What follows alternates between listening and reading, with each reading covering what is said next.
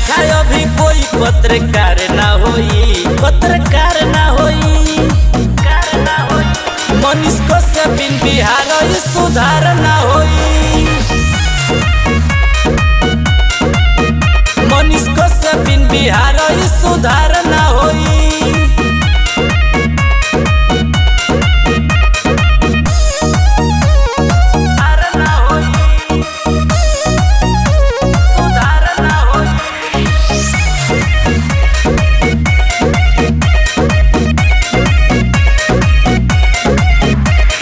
सबसे ज्यादा शिक्षा पदेले ध्यान हो, गरीब ला बनी के अइले भगवान हो। सबसे ज्यादा शिक्षा पदेले ध्यान हो, गरीब ला बनी के अइले भगवान हो। जब ले रहिए तब ले कोनो भ्रष्टाचार ना होई, भ्रष्टाचार ना होई। मनीष कश्यप बिहार सुधार ना होई। मनीष कश्यप बिहार सुधार ना होई।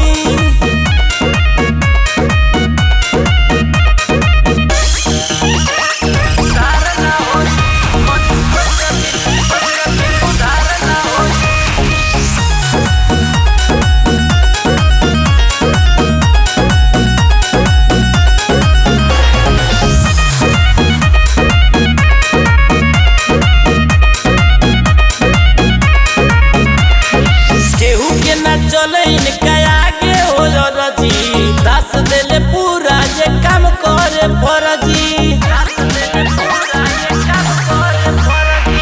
केहू के ना चले इनका आगे हो रजी, दास देले पूरा जे काम करे फरजी।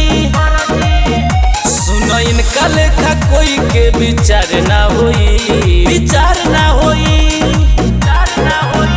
मनीष कश्यप बिहार सुधार ना होई। मनीष कश्यप बिहार सुधार ना